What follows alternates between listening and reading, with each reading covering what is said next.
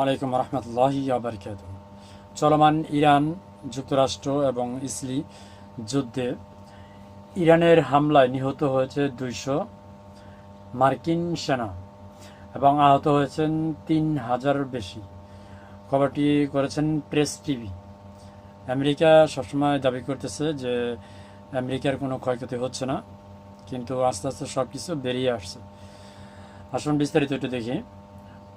মধ্যপ্রাচ্য চলমান যুদ্ধে প্রথম সপ্তাহে মার্কিন সামরিক বাহিনী নজরবিহীন ক্ষয়ক্ষতির সম্মুখীন হয়েছে বলে দাবি করেছে তেহরান।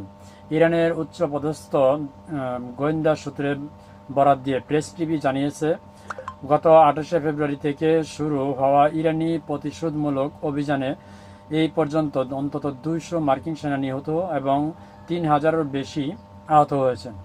ইতিমধ্যে আপনারা দেখছেন যে আরব কান্ট্রিতে যেগুলো মার্কিন ঘাঁটি আছে সেগুলো থেকে অলরেডি মার্কিন সেনারা লেজ গুটিয়ে পালিয়ে যাচ্ছে।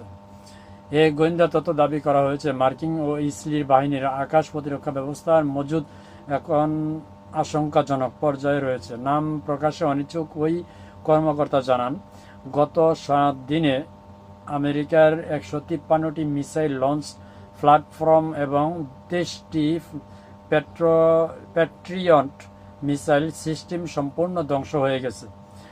এছাড়া 37টি যুদ্ধবিমান ও হেলিকপ্টার ভূপাতিত হওয়ার পাশাপাশি এই অঞ্চলে মোতায়েনকৃত মার্কিন অস্ত্র ভাণ্ডারের প্রায় 43% বিলীন হয়ে গেছে বলে প্রতিবেদনে উল্লেখ করা হয়েছে।